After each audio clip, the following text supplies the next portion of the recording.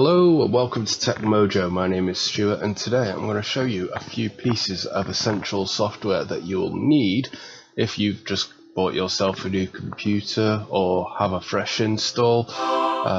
These pieces of information will help keep your computer running smooth and clean, and just keep it nice, safe and secure. And the first one I want to show you is called Avast Antivirus. Now, we'll be leaving details in the description of where you can download all these pieces of software, but first let's jump straight into Avast. After you've downloaded and installed it as you normally would, it will look something like this.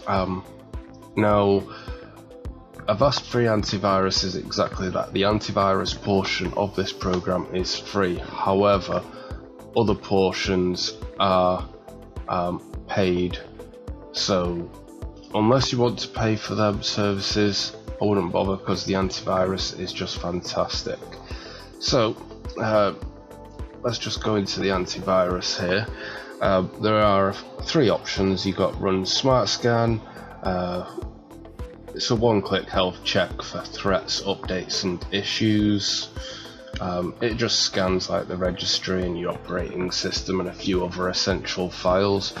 You've got your full system scan. Oh, I didn't mean to click that. Great, no issues found. Well, thanks for telling me. And other scans. Now, you've got quick scans, which is the most essential parts of your operating system.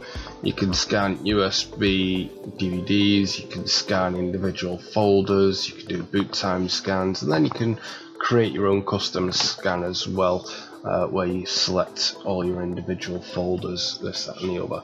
Another great feature of Avast Antivirus is its silent gaming mode.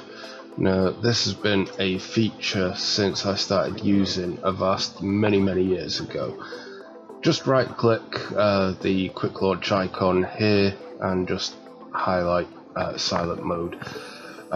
All that does is, if you're running full screen applications such as videos or games, you won't see or hear any pop-ups whatsoever, but it is fantastic.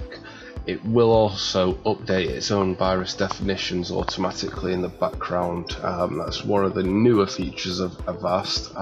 Doesn't take up any CPU usage at all, and it's a very simple but yet very powerful piece of software.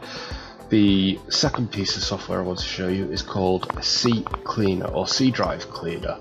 This is a very popular piece of software. Quite a few friends that I know of use this. It's fairly simple, straightforward. It cleans your hard drive. Now, there are there are three sections. You can run a cleaner on your Windows apps and applications themselves. So Windows, it will scan your systems, Windows Explorer, Internet Explorer, Microsoft Edge, and then your applications that you've installed, such as Google Chrome, like all your multimedia, Adobe Flash, VLC. That's what I've got installed on my computer. It'll scan your utilities and other applications that you may have installed. It's quite simple, easy and fast. All you do is click Analyze. It'll quickly analyze what you've selected. Come on, don't show me it again. Yes, close Chrome, I don't need it open. And there you go. See? It's selected what files need emptying, everything from your recycle bin to Chrome Internet Cache, multimedia cache, utilities, history, cookies, everything. All you do, click Run Cleaner. I'll show you this again. And bish bash bosh. Come on, don't make me out to be a liar. Hurry up. Yes. Close other applications. Come on, come on, come on. There we go. Done. Easy as that. And it took all of 15.08 seconds, and it's moved nearly 5,000 meg, which is not too bad actually. The second portion is registry. This is what it cleans. So missing shared DLLs, active X and class issues, type libraries, application, help files, installers, startup menus, all the rest of it. Click scan and it'll find out all the errors, and you'll be surprised how many faults and errors that can be found in your registry. I mean, I did this yesterday, and look how much junk's already appeared. That might have something to do with the fact I've been installing and uninstalling crap on my piss about drive. So fix all sorts of issues. Now, it is advised that you do back up your registry, you know, in case you do have any issues. You can always just reload your registry to how it was. I generally don't do it because I'm lazy and I don't want more junk on my drive than already is, and then there you go, that's it, your registry is nice and clean. Now, inside tools, there are a fairly few options. You've got your uninstall portion here. It's exactly the same as the Windows program features, just a bit more simplified and a bit easier to use. Startup, you can enable and disable startup programs. Like, I don't need that. What's that? Biotechnologies, I think that's my USB. Yes, it is. Adobe Update, no. Disable. And Raymeter, Avast. Yeah, that's all I want up. Scheduled tasks. Scheduled is what runs at startup, so disable CCleaner at startup. MSA Afterburner and start on AMD software, I need that. And then you got your context menu. When you right click a folder, that's your context menu, so you can enable or disable as many options as you see fit, like 7-zip, and there's one option there. I have the option to disable it there, which I don't want to. Okay. You got your browser plugins. Again, you can enable and disable them. That's for like Internet Explorer, Microsoft Edge, Chrome, Mozilla Firefox and others. Disk Analyzer is exactly that. It analyzes your disk, checks for errors. Duplicate Finder, you can scan all your drives and check for duplicate files to make sure you've not got like two of the same song, so to speak, but it will give you the option to delete one or the other. And then you've got System Restore. So anytime you install or uninstall something vital, it will make a system restore point, but you also have the option to disable or delete them restore points. Okay, so that's in a nutshell CCleaner. The next piece of software is called 7-zip. Let me just bring that up. 7-zip file manager. Fairly simple, can't go too wrong with it really. It's a compression file manager. Now, Windows 10 does have a built-in file compression extractor.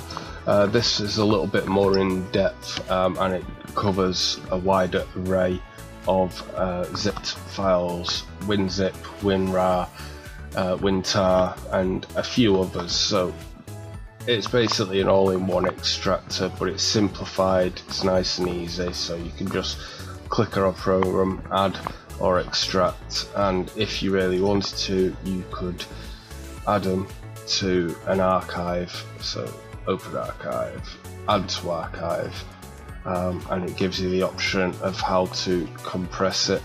You compress it as much as you feel fit, and in a nutshell, that's it. Quite simple. I find 7-zip very handy for compressing files and sending to my off-site server, just so the upload times aren't as long. Now, Another piece of software, one I like to use a lot, is the poor man's Microsoft Office, or student Microsoft Office if you like. It's freeware, openware, open source, whatever you like to call it. It's called Open Office, and it's essentially Microsoft Office slimmed down, on a crash diet, but just as powerful.